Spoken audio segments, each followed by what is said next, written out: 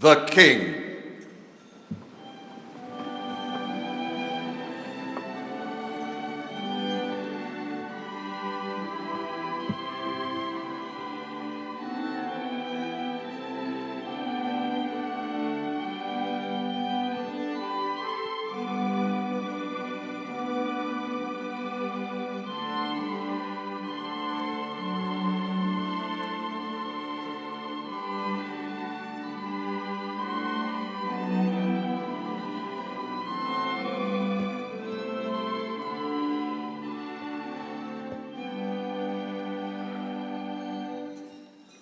The King.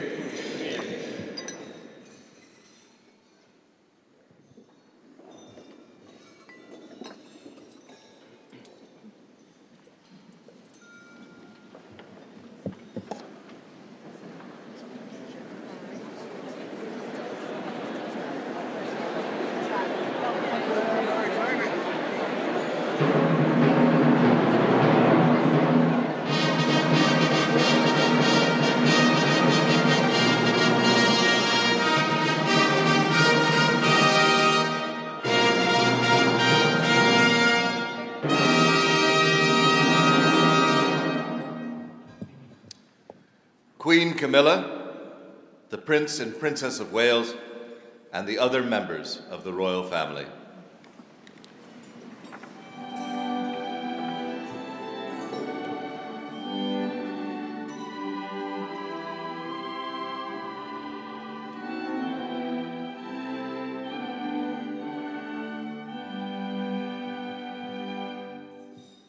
The royal family.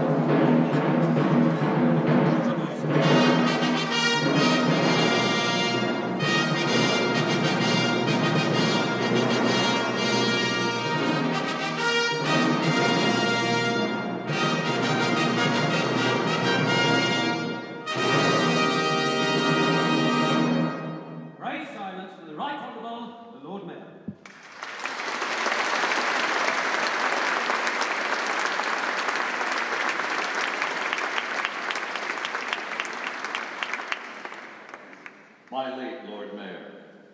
Your Grace, my Lord Chancellor, Prime Minister, Mr. Speaker, Lord Speaker, Your Excellencies, my Lords, fellow aldermen, sheriffs, Chief Commoner, honored guests all.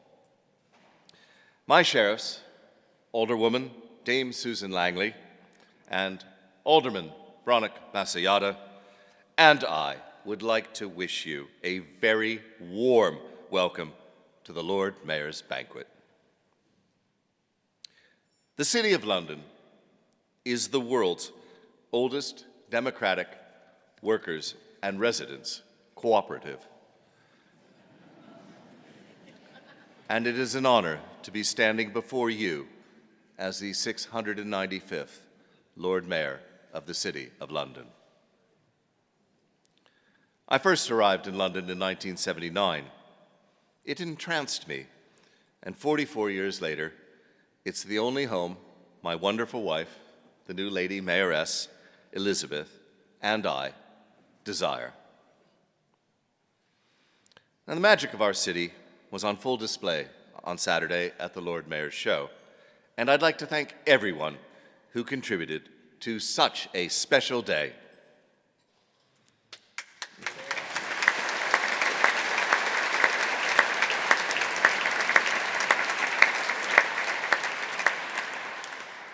Now, London is the best city in the world, but British humor can be a little bruising. The other day, I visited Russell, our city tailor, in Bow Lane, to be kitted out for my mayoralty.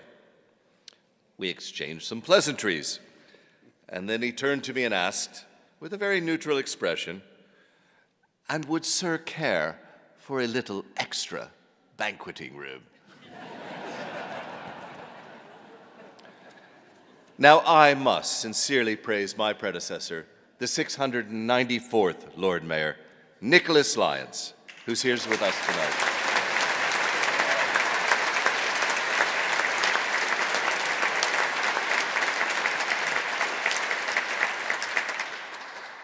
Nick, you have been positive, passionate, and persistent in the delivery of your theme, Financing Our Future, supported by your marvelous wife, Felicity. You worked incredibly hard alongside the Chancellor to bring the chief executives of the UK's largest defined contribution pension schemes together to sign the Mansion House Compact, a new agreement to improve people's pension returns and ensure cutting-edge firms can stay and scale in the UK. And another highlight came when you led us into the new Carolean era. You did us all so proud at the coronation, and as the King and Queen's recent visit to Mansion House demonstrates, set the tone for the city's relationship with the Crown in this new chapter. My friends, while there's much to admire, and that I do admire about the late Lord Mayor, I'm not a fan of those darn nun jokes. Yeah, that's one habit I want to break. And I promise that in this mayoralty, there'll be zero, none.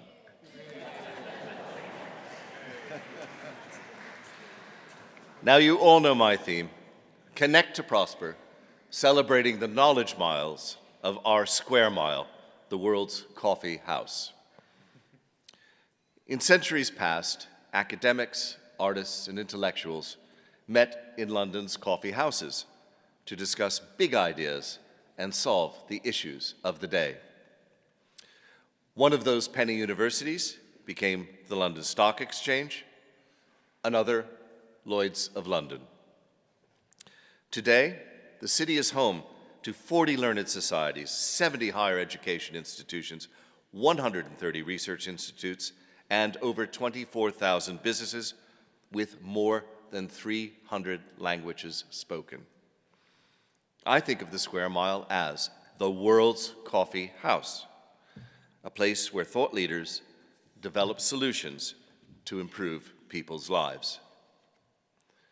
Built on the rule of law, with an enabling regulatory environment, access to incredible talents and skills, and unparalleled global connections. A place, in short, where people connect to prosper. If this sounds too theoretical, let me give you an example from outer space.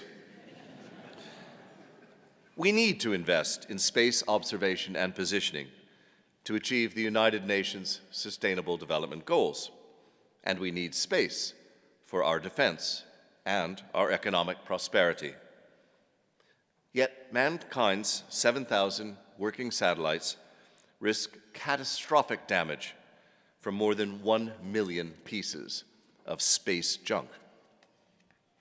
It's an issue that is close to His Majesty's heart, as he recently launched the Astra Carta framework to encourage sustainability across the space industry, which is modeled on the Magna Carta. So, enter the space junk removal company, Astroscale in Japan. Connected by their Japanese bank to the City of London, and with the support of our space regulator, Astroscale chose the UK for the control center from which its first commercial mission will be launched. Why? Because we are a nation built on the rule of law with an enabling regulatory environment, access to incredible talent and skills, and unparalleled global connections. Astroscale recognized that the UK is the place to come, to connect, to prosper.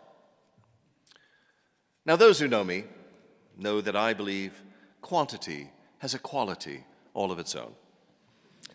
And Connect to Prosper will be delivered via a huge quantity of friends and colleagues with an abundance of high-quality initiatives and events.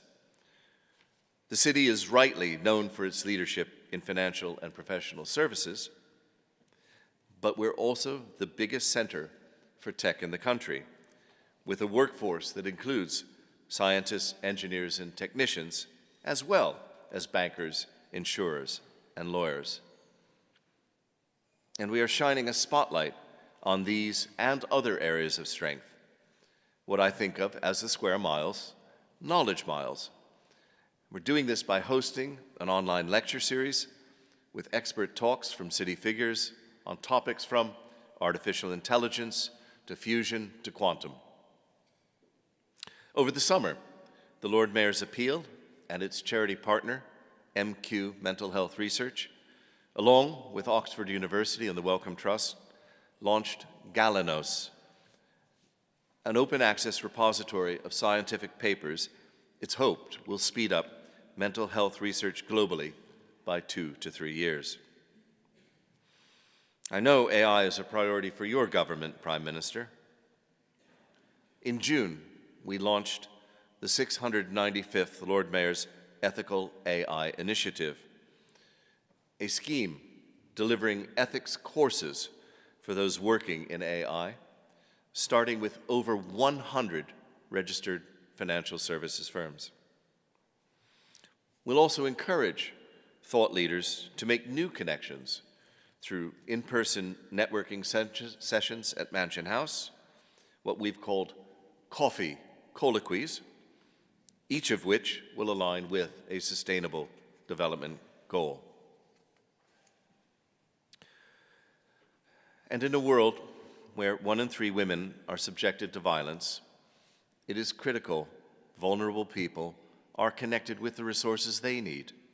So Elizabeth is supporting the work of the City of London Crime Prevention Association to prevent violence against women and girls, which has just relaunched a taxi marshalling scheme to get women home safely. I will also be working closely with our policy chairman, Chris Hayward, to deliver the city's vision for economic growth, a roadmap to ensure our financial and professional services sector can keep driving economic growth and remain internationally competitive in the years to come. The common theme for all these initiatives?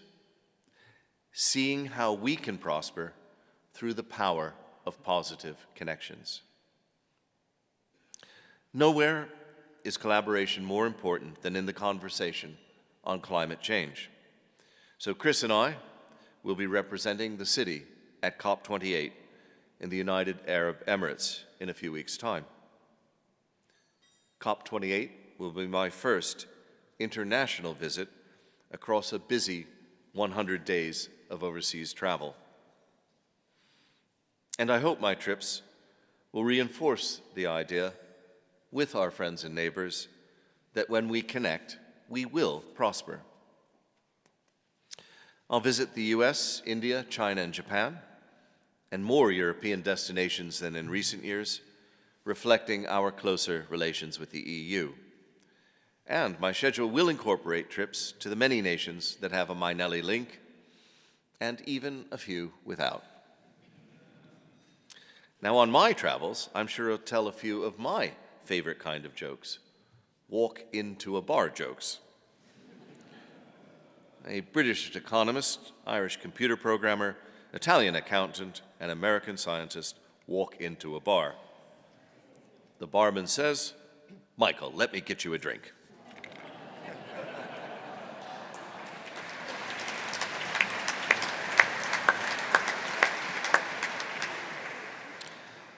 Finally, we're also making time for fun this year with science experiments that demonstrate the city's inventiveness, special events on the Thames, and a Bavarian ball in recognition of our family's heritage. It's all part of Connect to Prosper, celebrating the knowledge miles of our square mile, the world's coffee house. Prime Minister, I know you will be talking about the situation in the Middle East, which has left so many of us in the city feeling helpless. In this context, we must lean on one another for support and remind ourselves of the things we have in common. So we are marking Interfaith Week with an event at St. Ethelburga's Center for Reconciliation and Peace. Ladies and gentlemen, Elizabeth and I both lost our fathers last year. My father was very enamored with an expression that he gave each of his children a plaque bearing the phrase, "A ship in the harbor is safe, but that's not what ships are built for." So indulge me as I share a few words from Sir Francis Drake. Disturb us, Lord, when we are too well pleased with ourselves, when our dreams have come true because we have dreamed too little, when we arrive safely because we sailed too close to the shore. Disturb us, Lord, to dare more boldly where, losing sight of land, we shall find the stars. My friends, let us venture on wider seas, push into the future with strength, courage, hope, and love, and connect to prosper. Thank you.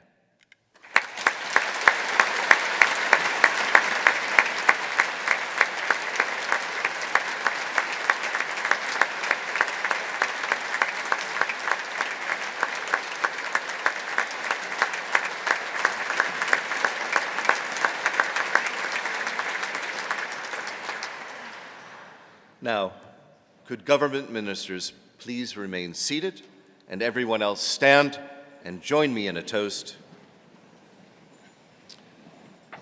His Majesty's Ministers. His Majesty's Ministers.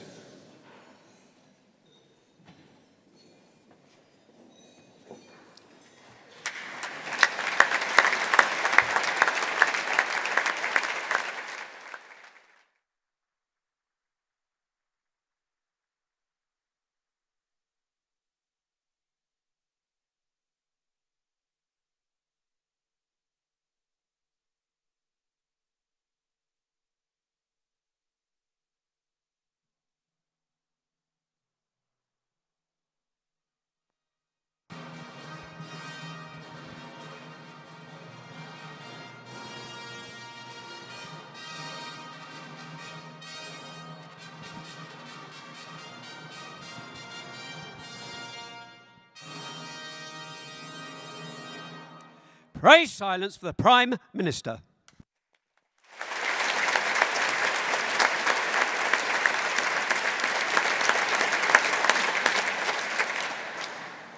My Lord Mayor, ladies, gentlemen, these are deeply challenging times for our world.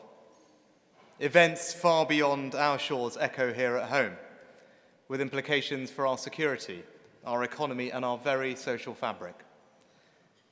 It falls to us to do everything we can to shape these events. And so we've delivered one of the most significant years for British foreign policy in recent times. That's due in no small part to James Cleverly, and I know that he'll bring the same vigour to the equally vital job of Home Secretary. And I'm pleased to have appointed a new Foreign Secretary who will build on everything that we have achieved in the last year. A year in which we've gone further than ever to support Ukraine, as the first G7 country to move on sending tanks, first to send long-range weapons, and the first to step up on training pilots. In the last few weeks, I've traveled to Cyprus, Jerusalem, Riyadh and Cairo to respond to the crisis in the Middle East. And I'm in constant contact with leaders across the nations.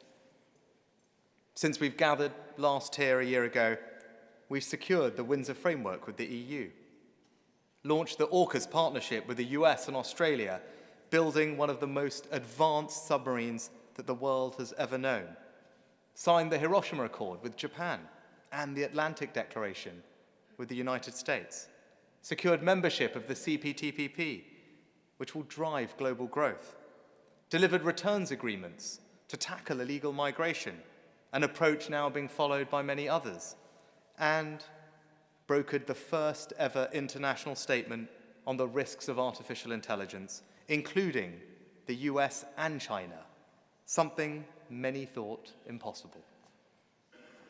But these treaties and alliances speak to something deeper. Our willingness to act, to shape the world, not be shaped by it, wherever there's a challenge, wherever there's a threat, wherever we can promote peace and security. That's why we've deployed troops to Kosovo, supporting stability in the Balkans. 20,000 servicemen and women are on their way to protect NATO's eastern flank and the High North. Royal Navy vessels are in the Middle East to deter further escalation.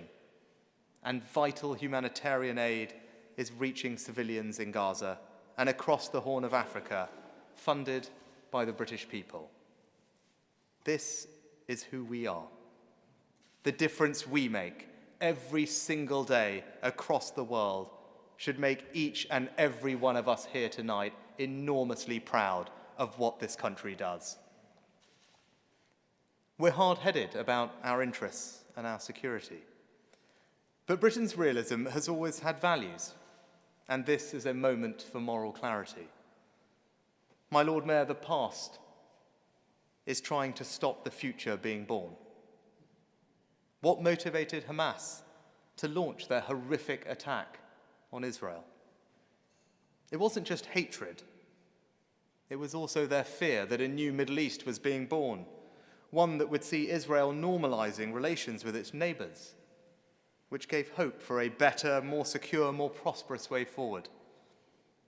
Why did Russia invade Ukraine? Because Putin feared the emergence of a modern, reforming, thriving democracy on his doorstep and wanted to pull it back into some imperialist fantasy of the past. So we must keep alive the promise of a better future, bolster those striving for it, and stand up for the innocents who Russia see as targets and Hamas see as human shields. I recall those lines from Yeats. The blood-dimmed tide is loosed, and everywhere the ceremony of innocence is drowned. The best lack all conviction, while the worst are full of passionate intensity. That's what our adversaries believe. So we will outmatch them with our conviction and intensity. We must and we will prove them wrong. And let me set out what that means in Ukraine, in how we help the most vulnerable around the world, and first in the Middle East, a region whose tragedy and heartbreak hang heavy on us all. In Israel, I met the families of British victims. I sat with them, held their hands, and saw the profound pain in their eyes. I heard the existential fear that the Israelis are feeling.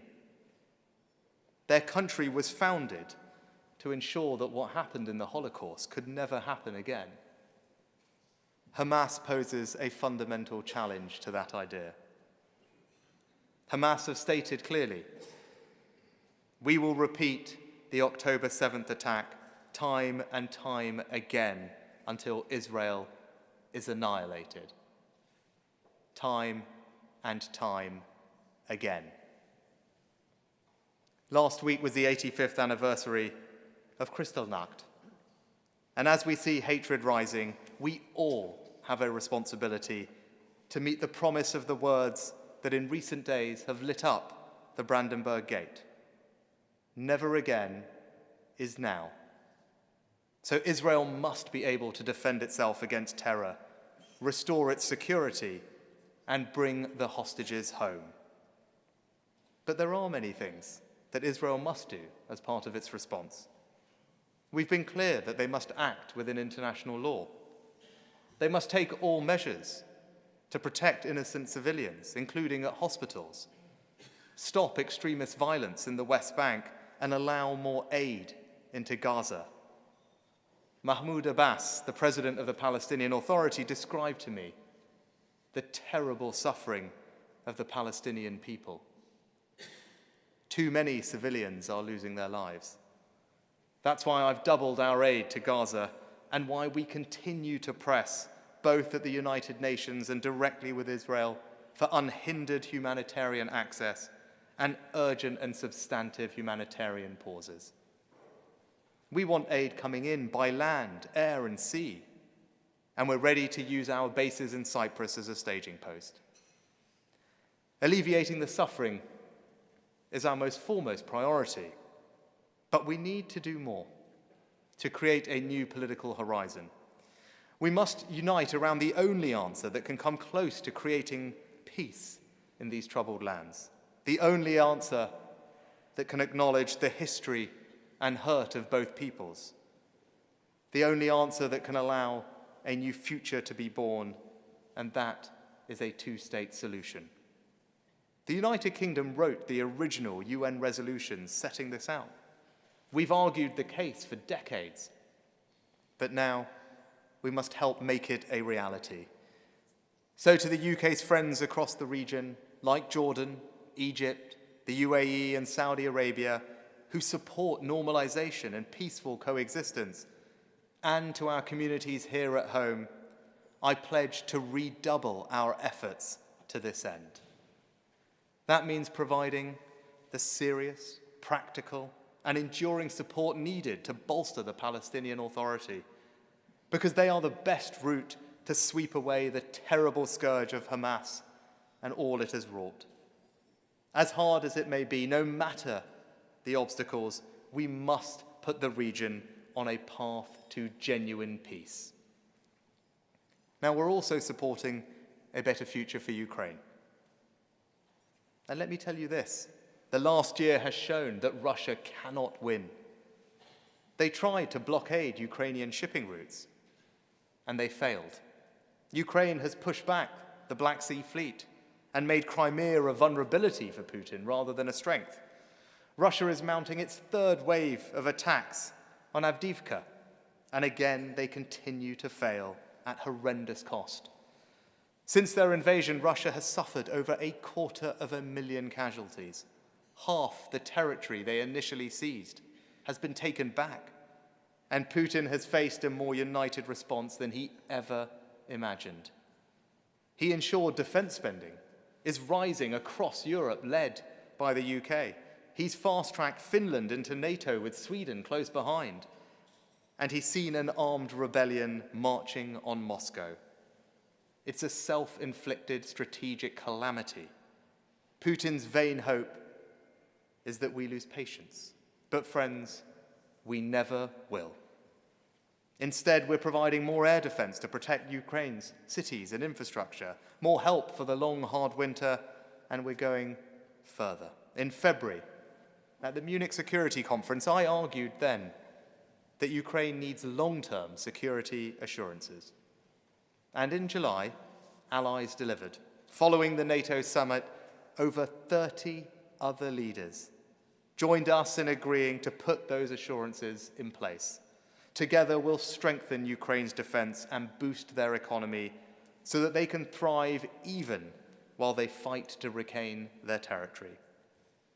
And to do so, Ukraine needs the City of London. It needs all of you. It needs expertise and capital and war risk insurance to support trade and investment and keep the ships going. And I know that you will deliver. And so will the government, building Ukraine's navy, training their pilots, and training their soldiers. We've now trained over 50,000 Ukrainian troops. President Zelensky and I went to meet some of them earlier this year. And I recall sitting together on a Chinook flying to the south coast. Over the din of the rotors, Vladimir and I chatted and shared family photos.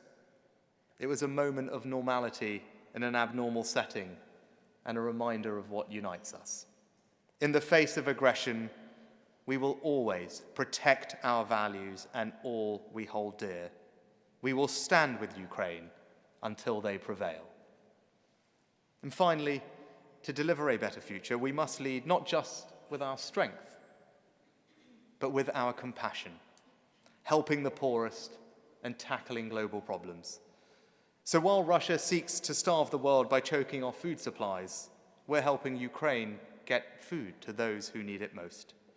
And next week, we're hosting an international conference on alleviating global hunger.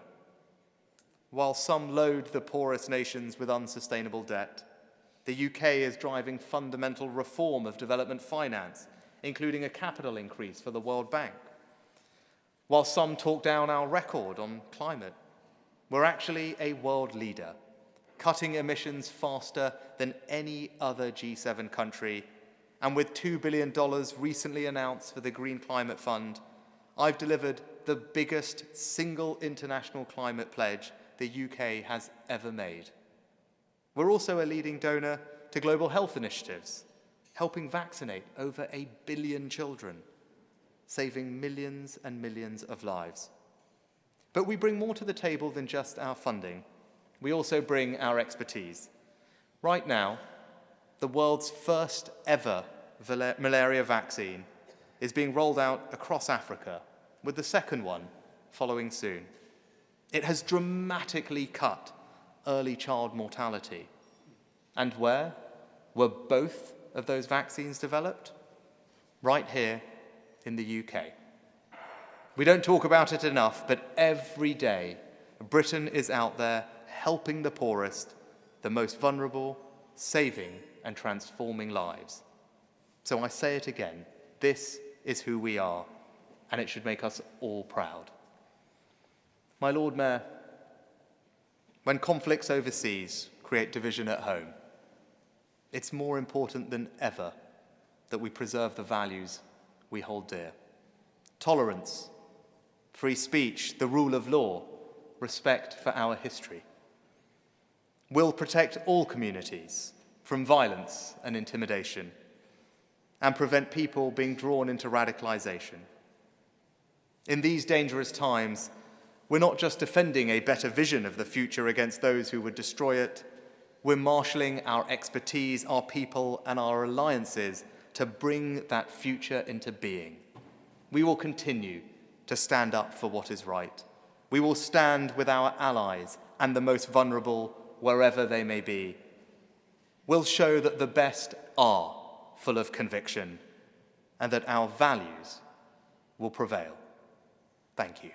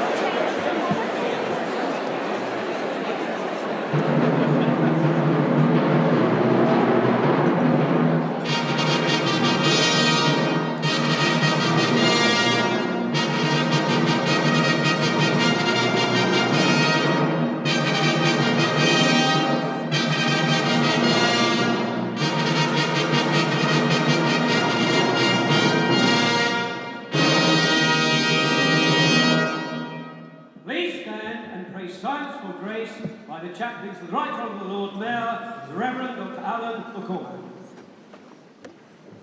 Let us pray.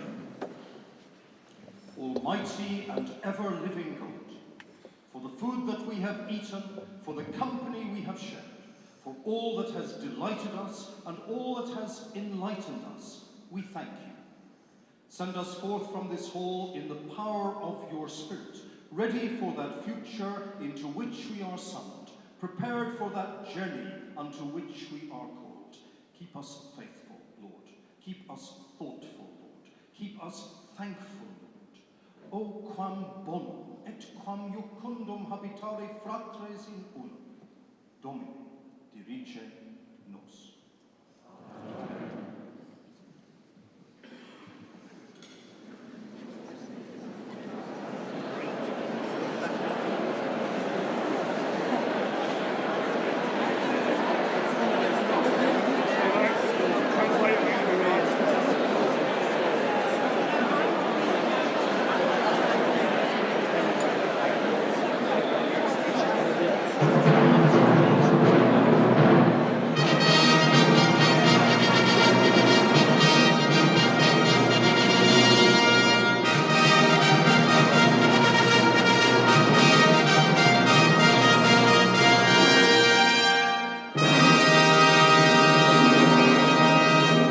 Pray silence for the Lord Archbishop of Canterbury.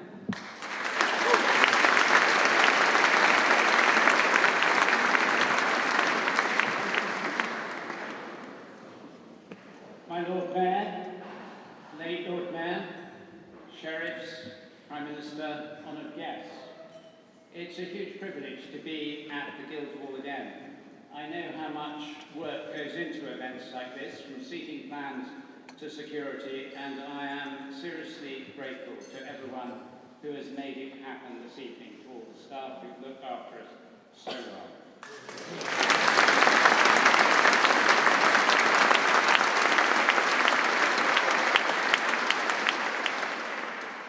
It has been a cooperative effort, and that is a good example to the Church of England.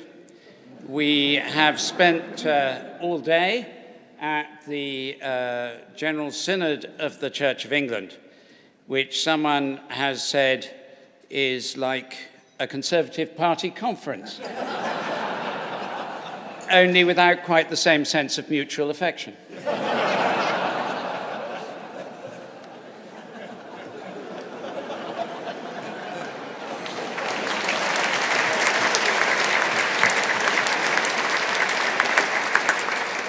You'll see why I said that in a minute. As the Prime Minister has said in a speech that was truly formidable in its grasp of the complexities, particularly of the Holy Land and the Middle East, I was there at almost exactly the same, well, in fact, exactly the same time as him, visiting our churches, again, relatives of those who had been so terribly, cruelly and despicably killed, and also with our wonderful Archbishop there, who, with his colleagues in the Christian churches, oversees the largely Palestinian congregations. But as the Prime Minister said, this is an extremely perilous time. The Secretary-General of the United Nations says there are about 56 separate places where the United Nations sees that there's a war. They include, of course, the Ukraine and the Holy Land, but also the South Caucasus, where I was the week before I was in the Holy Land, and thought that was the big conflict apart from the Ukraine. Many of them in that area involve the same people. This is a time of great difficulty for all governments and for leadership across those countries like our own, which have such a wonderful tradition of international defense of freedom and democracy. It's an uncertain moment for the future of our world. But it's not new, Many of the events and issues of today would be familiar to our City of London forebears, Lord Mayor. In 1665, Samuel Pepys, who had also just witnessed the coronation of a King Charles, wrote in his diary of, quotes, "the plague growing upon us in this town," close quotes, and of having, quotes, "good discourse in a coffee house about the Dutch War." And it's this idea of good discourse and the theme, the Lord Mayor's theme of connect to prosper, that I want to talk about. He has mentioned the great tradition in the city of coffee house culture, of gathering together to discuss the great issues of the day. He has talked about bringing people together, connection. And that is something of extreme importance, even in this age of the semi-true, semi-false contacts of the electronic connections that we have, that sense that you know someone who you've never actually seen in 3D. And I want to say, Lord Mayor, the city, and this is a boringly repetitive theme, but don't worry, even if everything goes well, and I've come back to that, in 2 years, that'll be the end of me harping on about this. If you look further around in this country, if the City of London plays its role across England, connection matters. I just came from a very good weekend in Devon, an evangelistic mission in the Diocese of Exeter, focusing particularly on the coastal cities, including Plymouth, Torquay, Torbay, that kind of area. I discovered something I didn't know, that Exeter University has almost 400 scientists involved in its climate change and meteorological side. That Plymouth University is, I did know, a world centre of oceanography. They have two coasts, they have the sea, they have the tradition of Drake, who you mentioned. As it happens, yesterday at lunchtime, I was at the naval base and being lunched as we dried off after the horizontal rain blowing onto Plymouth Hoe through the Remembrance Sunday service. I was at lunch with the commander of the naval base, and there, sitting in the middle of the table, was Drake's sword, the one that he was knighted with when he came back from wherever it was. I don't think he knew any more than I do.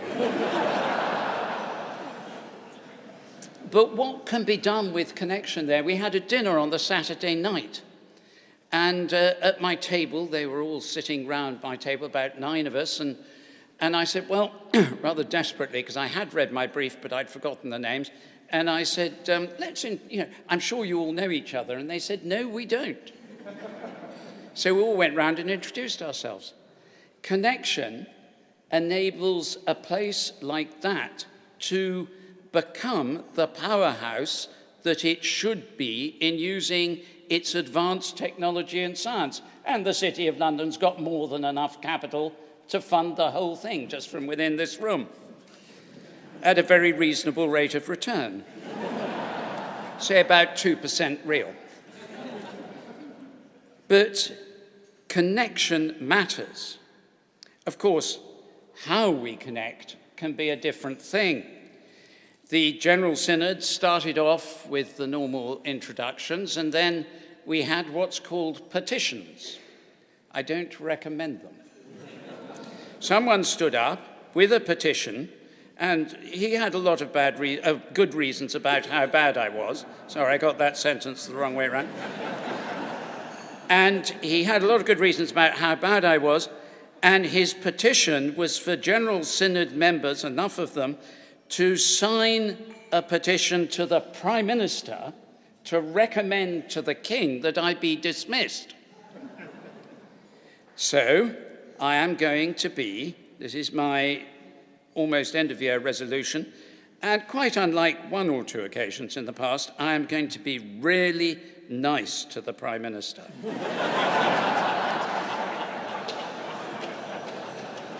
at least briefly. Lord Mayor, you also mentioned coffee houses, where people went to get news that was so fresh that the ink was still wet on the page. And there they gathered across different industries and backgrounds to discuss science, business, and academia. They also went to hear gossip and scandal. Indeed, some criticized at the time men's passion for coffee house gossip as effeminate. But since I'm standing here wearing a purple dress, I'm going to be a bit careful about that one.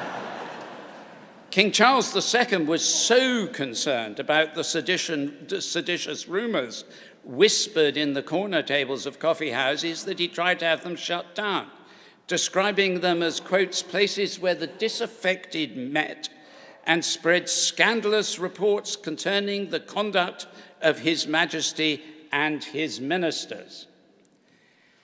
We are fortunate that His Majesty's ministers today are entirely averse to any sort of scandalous conduct.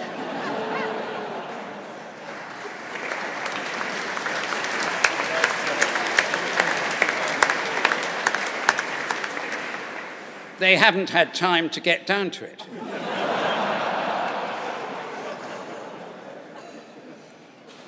And 17th century London, just like today, was a fractious place. Civil war was a very recent memory. And yet one could be assured in a coffee house of civil discourse. One historian commented, whether a man was dressed in a ragged coat and found himself seated between a belted earl and a gaitered bishop, it made no difference. Moreover, he was able to engage them in conversation and knew that he would be answered civilly. Well, around that time, the Bishop of Durham, according to Horace Walpole's diary, with whom he had dinner at Durham Castle, was an ex-pirate. I don't know how I probably do know how he became a bishop. But Walpole describes a marvelous evening going on into the early hours with the bishop, his mistress, and his illegitimate son by said mistress, who had been appointed as his chaplain. Oh, for the days when bishops had some character. Or perhaps not. Those unfortunate enough to be seated next to me may wish that they'd been seated next to that bishop. One of my colleagues at university once described me, I was coxing the 8 that he was rowing in. He described me in the famous phrase of another 17th century figure, Thomas Hobbes, as nasty, brutish, and short. But out of these places for discussion and debate sprang a scientific enlightenment. It was connection, an urban renaissance, not stimulated just by caffeine, but by good company and good conversation. Legend has it, patrons watched Isaac Newton dissect a dolphin from the Thames on a coffee house bar. At the end of this day, in which the Bishop of London found herself answering 95 questions on the issue of human sexuality, I suspect she knows how that dolphin felt. Institutions arose out of coffee houses that still stand on the Square Mile, and they've been mentioned by the Lord Mayor. A periodical called The Spectator sold 4,000 copies a morning. I bet they wish they did that now. Hence their coffee house blog today. And it's amid these legacies of 17th century London we meet tonight. Some of the challenges we face are as old as the city itself. Some, like the climate crisis, are new. But if we rediscover some of the culture of those original coffee houses that build community, common understanding, curiosity, and civility, we might rise to this new era and its challenges together. It's a challenge for government, business, academia, and church alike. We have a global challenge of need for genuine good contact. It is in relationship that we manage to disagree well not destructively. It's in relationship that we learn how to reconcile, avoid war, win the struggles of peace, and serve one another. The end of August, Caroline and I were in Philadelphia, northern Philadelphia, a borough called Kensington. It's the opposite extreme to Kensington in London. There, those taking drugs are 3 deep on the pavement. They have the heroin hunch, bent over, all the muscles giving in. They find the person we were staying with, a wonderful Christian minister called Shane Claiborne, with his wife Katie. He'd lived there for 25 years working with those local people. And in that place, he'd found a body in a shopping trolley on the way to school the previous day. What he does is to bring connections. He's been doing it for 25 years. Every person of goodwill of any faith or none in that area has been brought into a network that seeks to meet the need, to be a light in the terrible darkness of that place. One of the things they do is they have a bin into which people put guns. And he cuts them up. I have one at home. It's in the shape of a cross. Normally he makes garden implements. He literally turns guns into plowshares. But I have one made into the shape of a cross from an automatic rifle. And ironically, of course, because he starts the cutting up and his community and the other communities who work with him start the cutting up process with guns that are intact, he needs a gun license. He was refused a gun license by the police because he'd been arrested too often. Why? For demonstrating against the free access to guns. At the Lambeth Conference, the global meeting of bishops last year, we were able to issue calls by being together, calls to the church, our 85 million followers around the world, a call on science and technology, Lord Mayor, in which we aim to enable the countries of the global south by contact and connection to be able to keep up with the incredible, extraordinary miracles of science that we see in this country. But if not shared for the common good, will lead to greater gaps than we have ever had in our past, in which the powerful triumph and the weak do what they must. Throughout Christ's ministry, he brought people together, often over food and drink. He sat with people with whom he disagreed. He connected. He talked with those whom society considered unworthy and uninteresting.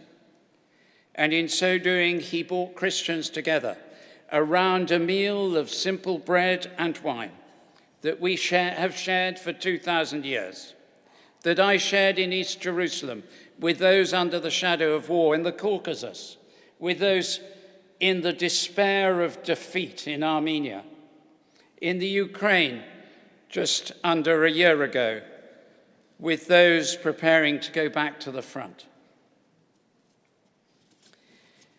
And in doing that, he created a community that incidentally preserved civilization and learning through the dark periods of the Middle Ages and the terrible abuse of science and technology in the 20th century wars, an abuse we fear seeing again. And again, Prime Minister, congratulations on this extraordinary step on AI, so badly needed. It has been a pleasure to have enjoyed a few of these gatherings. It has been a pleasure this evening to talk with the late Lord Mayor and with Felicity. I hope you will now join me in good wishes for his future, and that we may stand and share a toast to the late Lord Mayor and the Court of Aldermen.